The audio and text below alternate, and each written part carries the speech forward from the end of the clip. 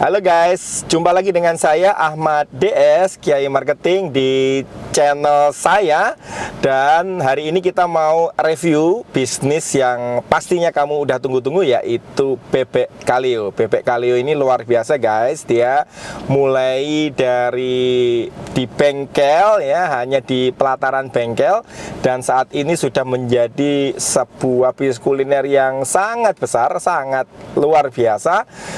Outletnya gede-gede semua, dan pastinya mereka hanya jual menu bebek guys. Jadi kita pengen tahu dan kita pengen belajar sama-sama yuk dari Kaleo, apa yang bisa jadi insight buat kita terapin di bisnis kita.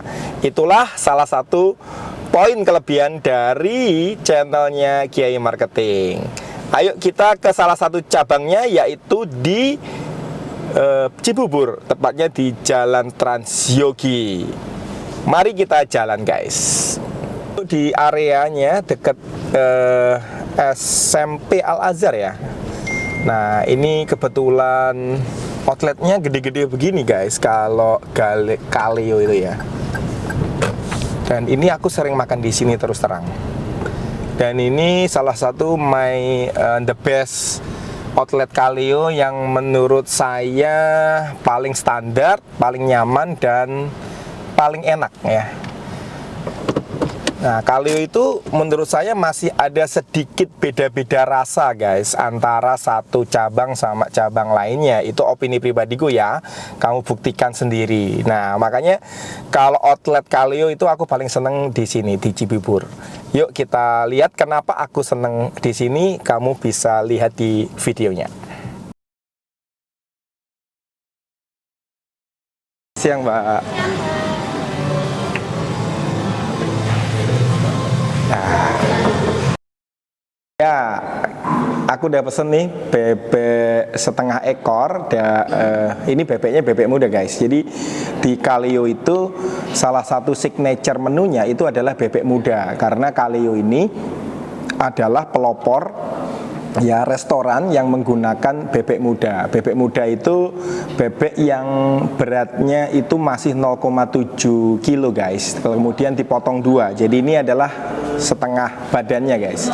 Oleh karena itu rasanya dijamin maknyus sekali. Kita cobain ya.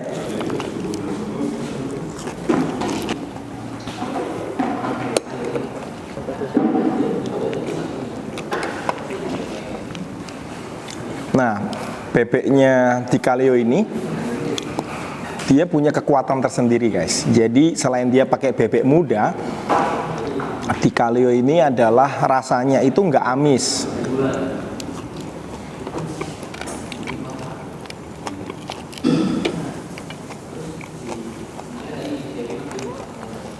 Dan servisnya cepet banget.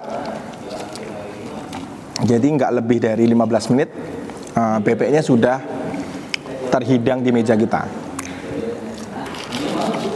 Itu sampai tulangnya itu empuk sekali, bisa kita makan guys.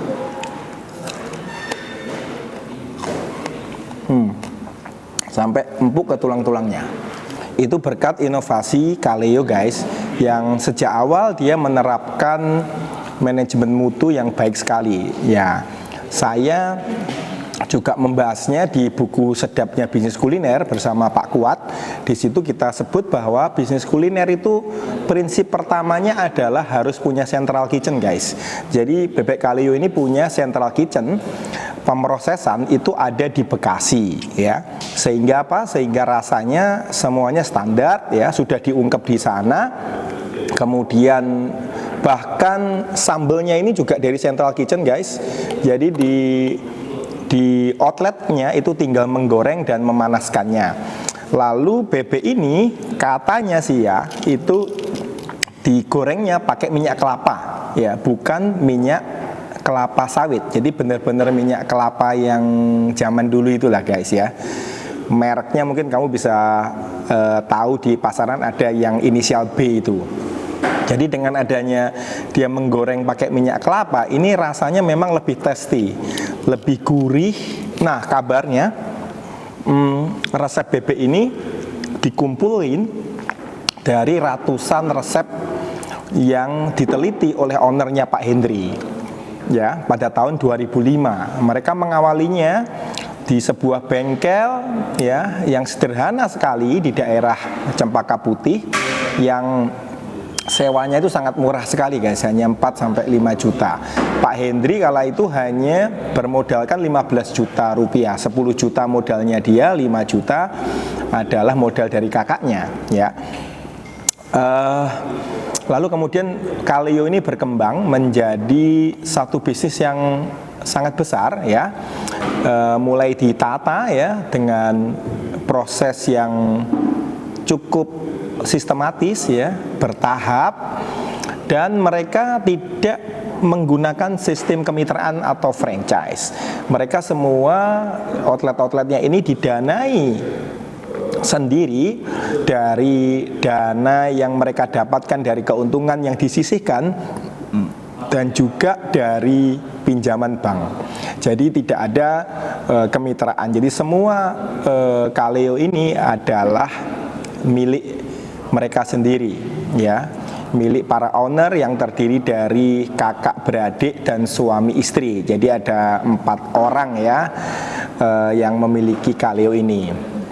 Nah kemudian yang menarik adalah teman-teman, salah satu kenapa banyak orang yang menjadi loyal customer dari Kaleo ini, tadi teman-teman mungkin bisa lihat di videonya ya, saat ini Kaleo adalah salah satu signature brand dari bebek, dari makanan bebek yang ada di Jabodetabek guys. Jadi cabangnya udah 48 di Jabodetabek, kemudian ada di Bandung ya 1 cabang, dan itu memerlukan waktu 14 tahun. Artinya apa? Artinya sebenarnya saya melihat Kaleo ini tumbuhnya sangat organik, tidak terlalu cepat-cepat sekali ya. 14 tahun dengan 48 cabang itu hanya setahun bukanya 2. Dan sangat konservatif, artinya tidak menggunakan franchise, tidak menggunakan investor ya, tapi menggunakan kekuatannya dia sendiri, yaitu dari pendanaan sendiri dan juga dari pinjaman bank. Teman-teman, sepanjang usaha kuliner itu ramai ya, sepanjang usaha kuliner itu menguntungkan, sebenarnya kita nggak terlalu butuh teman-teman investor ya. Apalagi jika usaha kita sustain lebih dari 5 tahun, maka otomatis bank ya atau lembaga keuangan lainnya itu pasti tertarik untuk mendanai ekspansi kita. Nah ini dibuktikan oleh Kaleo ini teman-teman, bahwa ketika bisnisnya sustain, ketika pendapatannya bagus ya, tidak ada rekayasa keuangan ya, maka perbankan dengan mudah akan menggelontorkan pendanaan untuk outlet-outlet mereka. Jadi untuk outlet yang seperti di Cibubur ini ya mungkin pendanaannya ya cukup besar. Yang ini karena memang luas ya, teman-teman bisa lihat interiornya juga cukup modern ya. Pendanaannya kira-kira mereka akan dapat lebih dari 2 miliar untuk outlet seperti ini ya. Nah kemudian Kaleo benar-benar saya lihat concern di dalam membangun sistemnya. Tadi dari awal dibikin central kitchen, lalu kemudian makanan semi processingnya udah dari central kitchen, kemudian dikirim ke outlet itu tinggal digoreng, sudah diungkep, sudah ada sambelnya, dan kemudian itu bisa menciptakan standar rasa meskipun pasti ada sedikit perbedaan karena namanya makanan tradisional ya. Kemudian Kaleo sangat mengedepankan manajemen mutu dan pelayanan. Nah, teman-teman bisa lihat itu mbak-mbaknya tadi ya, bisa greeting dengan bagus ya, pelayanannya juga ramah ya. Kemudian seragamnya juga bagus guys, seragamnya itu udah setara dengan brand-brand nasional lainnya. Kemudian tempatnya bisa kalian lihat di video ini juga sangat bersih ya. Kalau teman-teman pergi ke tempat lain udah cozy, bersih, Dan yang tidak kalah menariknya adalah salah satu kekuatan Kaleo itu ada di harga guys. Jadi harganya teman-teman bisa lihat di buku menu ya, itu mulai dari 25 ribuan saja. Jadi sangat murah ya guys untuk sebuah environment, sebuah restoran dengan suasana yang cukup cozy dan menengah ke atas seperti ini. Harganya masih seperti kita makan bebek di pinggir jalan. Jadi memang price itu masih menjadi satu concern buat masyarakat Indonesia, khususnya di kala pandemi seperti ini, di mana orang-orang daya belinya mungkin turun ya. Kemudian mereka mencari makanan yang murah tapi tetap gengsinya ada, dan salah satunya itu ada di Kaleo ini. Dan saya juga mengamati bahwa mereka melakukan proses improvement ini itu lama guys, kira-kira butuh waktu sekitar 10 tahun untuk bisa menciptakan SOP yang baik ya, menciptakan manajemen sumber daya manusia yang baik, mencari talent-talent yang baik, kemudian mendidik para leader-leadernya untuk bisa memimpin di outlet ya. Itu adalah salah satu kunci di bisnis kuliner yang sangat penting, dan tidak semua bisa melakukannya guys, karena ini adalah lagi-lagi bisnis kuliner itu bisnis tentang manusia, bisnis tentang pelayanan, bukan saja melulu tentang produk bebek goreng seperti ini. Meskipun bebek gorengnya tetap harus konsisten, tapi yang lebih susah adalah bagaimana menciptakan standarisasi pelayanan, bagaimana menciptakan standarisasi dari kebersihan, higienitas, dan terlebih lagi adalah menciptakan satu budaya perusahaan yang diimplementasikan oleh setiap orangnya dengan sadar gitu, dengan sadar bahwa mereka tanpa supervisi, mereka itu kemudian harus senyum, tanpa supervisi mereka melakukan SOP-nya dengan baik, dan tanpa supervisi mereka melakukan ketulusan dan empati pelayanan yang prima. Dan saya cukup merasa bangga ya, ada restoran lokal Indonesia, restoran asli masakan Indonesia seperti Kaleo ini yang standarnya boleh jadi bukan cuma nasional guys, jadi sudah menjadi standar seperti restoran multinasional yang hadir di Indonesia.